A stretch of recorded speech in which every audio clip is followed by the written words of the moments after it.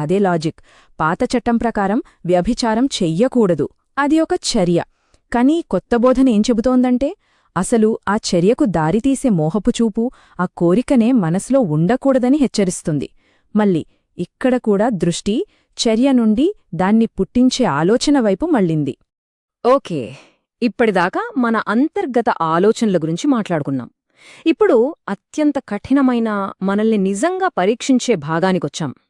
ఈ తత్వశాస్త్రాన్ని ఆచరణలో ఎలా పెట్టాలి అనేది ఇక్కడ చూస్తాం.